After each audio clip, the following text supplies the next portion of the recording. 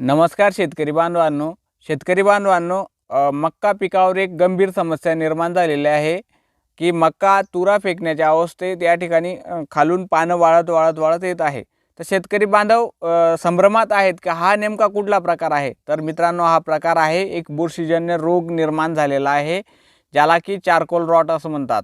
हो, charcoal rot, मायक्रोफोमिना फॅसोलिना या बुरशीमुळे हा चारकोल रॉट हा आजार होत आहे जमिनींमध्ये। आणि ही बुरशी जर एक वेळा पिकावर आली तर ही बुरशी 10 ते 15 वर्षापर्यंत आपल्या जमिनीत ॲक्टिव्ह राहू शकते मित्रांनो।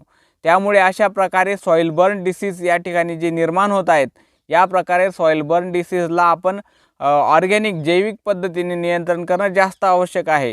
जैविक पद्धतीने नियंत्रण म्हणजे मित्रांनो, जेव्हा आपण बियाणं लागवड करत असतो तर बियाणं लागवड करण्याच्या आधी 2, 4, 5 दिवस आधी आपण शेणखत घ्यायचं आहे 100 किलो, आणि त्यामध्ये 2.5 किलो ट्रायकोडर्मा कालून त्याची चांगली प्रक्रिया करून म्हणजे ट्रायकोडर्माची संख्या वाढली पाहिजे मित्रांनो। गुळाच्या पानात पाणी टाकून त्यामध्ये बेसन डाळ वगैरे टाकून जीवामृत सारखा प्रकार करून आपण त्या ठिकाणी ते शेणखतावर टाकलं पाहिजे। ट्रायकोडर्मा ते सावलीत ठेवलं पाहिजे।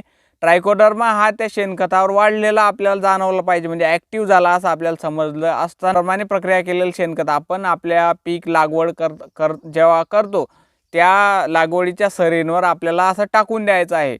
तो एकदम चांगल्या पद्धतीने या अशा प्रकारे सॉइल बर्न डिसीज जे मृदाजन्य रोग येत आहेत, त्या मृदाजन्य रोगांना लागवडीच्या वेळी नियंत्रण करणं महत्त्वाचं असतो।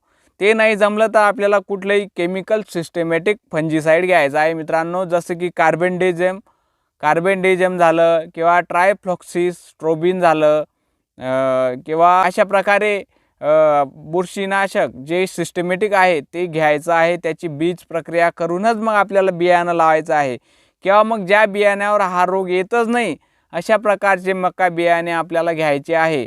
कारण यामुळे मोठ्या प्रमाणात शेतकरी बांधवांचं नुकसान होत आहे आणि उभ्या पिकामध्ये त्याच्यावर कुठलाच उपचार नाही मित्रांनो। तर माहिती आवडली असेल तर लाईक करा, आणि अशाच महत्त्वाचे व्हिडिओ मी बनवत असतो जे आपल्या शेतकरी बांधवांसाठी अत्यंत उपयोगाचे असतात। तर मला नक्की फॉलो करा। धन्यवाद।